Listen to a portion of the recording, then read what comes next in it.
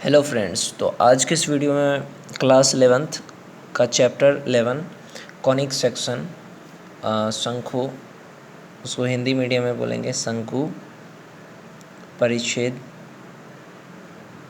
पढ़ेंगे। एनसीईआरटी का class 11th का चैप्टर 11 शंकु परिच्छेद कॉनिक सेक्शंस। तो सबसे पहले हम पढ़ते हैं सर्कल के बारे में। सर्कल को क्या कहते हैं हिंदी में? वृत्त। वृत्त तल के उन बिंदुओं का समुच्चय होता है। वृत्त तल के उन बिंदुओं का समुच्चय होता है जो तल के एक स्थिर बिंदु से समान दूरी पे होते हैं।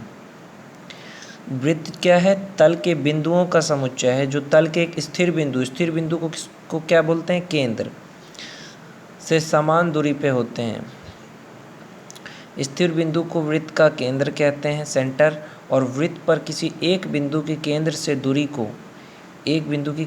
दूरी को वृत्त की त्रिज्या कहते हैं। इसको त्रिज्या कहेंगे ये सबको। जैसे यहाँ पे त्रिज्या कौन कौन सा है? P1, P2, P3। और ये केंद्र है, उसको कहेंगे O।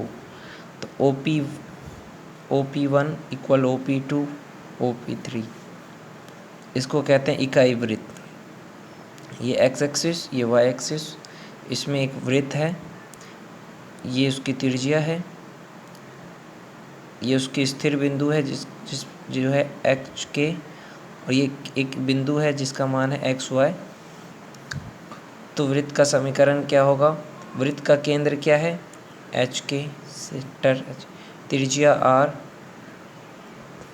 पी एक्स वाई कोई एक बिंदु है, तो सी पी कितना हो जाएगा? सी और पी आर के जितना। तो फॉर्मूला होता है वृत्त का x माइनस एच का square plus Y minus K का square equal to R, root under में। तो x माइनस एच का square plus Y minus K का स्क्वायर, तो ये रूट जो था इस साइड गया तो r का स्क्वायर। इसी को कहते हैं वृत्त का समीकरण। इतना समझ में आ गया? अब हम लोग सवाल करेंगे। यहाँ पे पहला सवाल क्या कह रहा है कि केंद्र इतना है, त्रिज्या 4 इकाई वाले वृत्त का समीकरण। ये एक वृत्त है, ये इसका केंद्र है। केंद्र कितना है?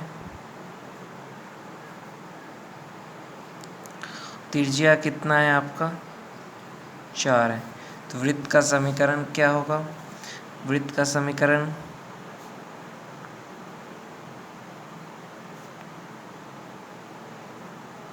इसको हमने एक्स वाई मान लिया। एक्स माइनस 0 का स्क्वायर प्लस वाई माइनस 0 का स्क्वायर इक्वल 4 का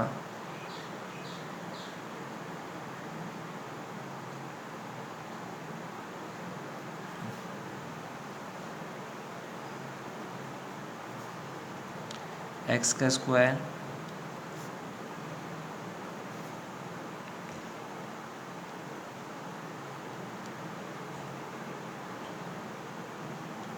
ये है वृत्त का समीकरण।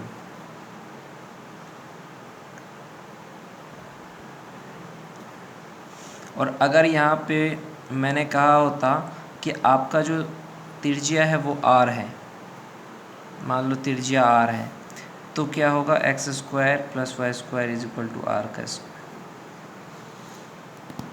उसी तरीके से दूसरा एक सवाल है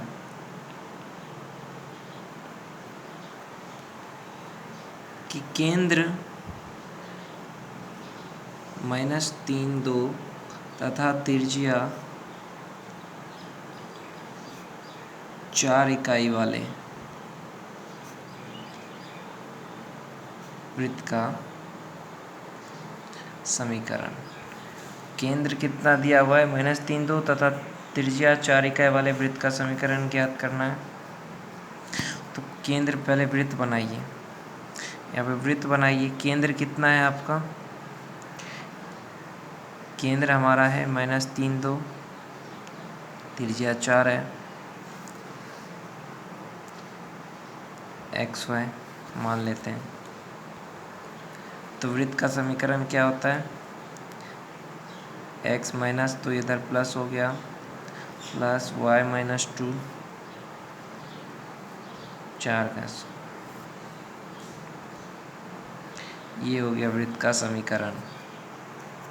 केंद्र -3 2 तथा त्रिज्या 4 इकाई वाले वृत्त का समीकरण ये हुआ।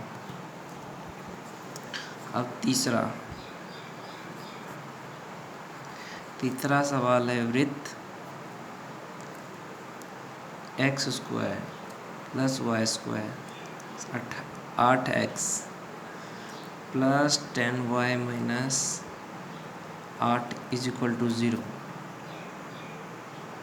का केंद्र तथा त्रिज्या ज्ञात कीजिए।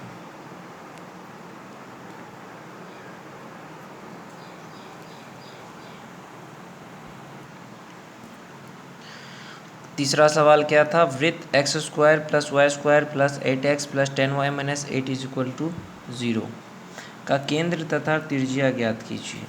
यही है ना सवाल। तो सबसे पहले दिया हुआ समीकरण को एक करिए। x² + 8x + y² + 10y = 8। तो x² + 8x, अब यहाँ पे पूछोगे कि 16 कहाँ से आया, 25 कहाँ से आया। इसको हमने पूर्ण वर्ग किया। इसको हमने पूर्ण वर्ग बनाने के लिए यहाँ पे 16 ऐड किया और यहाँ पे 25 ऐड किया और ये चीज़ यहाँ पे भी ऐड किया। किसी भी चीज़ को पूर्ण वर्ग बनाने के लिए उसका जो होता है ना, ऐड करना पड़ता है। तो यहाँ पे 16 ऐड किया, यहाँ 25 किया, यहाँ पे भी वही किया। फिर x + 4 का स्क्वायर हो जाएगा, ये a + b के फॉर्मूला पे, स्क्वायर के फॉर्मूला पे। फिर उससे x का मान निकल गया, y का मान निकल गया, त्रिज्या 7 हुआ। अब चौथा सवाल,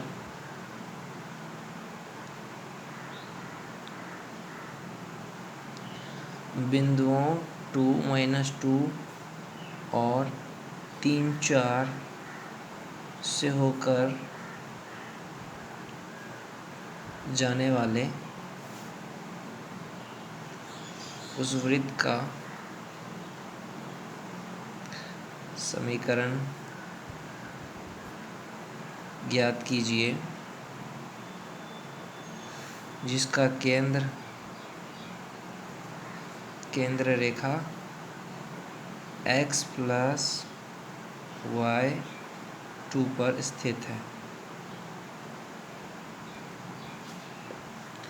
वृत्त का समीकरण आपको पता है, x - h² + y - k² r²। यह बिंदुओं जैसे कि 2 - 2 है, यहाँ पे ये 3 4 से जाता है, बता दिया है। तो 2 - h² + -2 - k² जो है वो r² हो गया। ये दूसरा हो गया 3 - h² + 4 - k² r²। वृत्त का केंद्र रेखा क्या है? वृत्त का केंद्र रेखा हो गया, केंद्र रेखा क्या है? x + y = 2 पर स्थित है। तो h + k का बराबर 2 हो गया। यहाँ पे पहला समीकरण ये है, दूसरा समीकरण ये है और हमारा जो तीसरा समीकरण है वो ये है। अब ये तीनों समीकरण को हल करोगे तो आपका मान निकल जाएगा।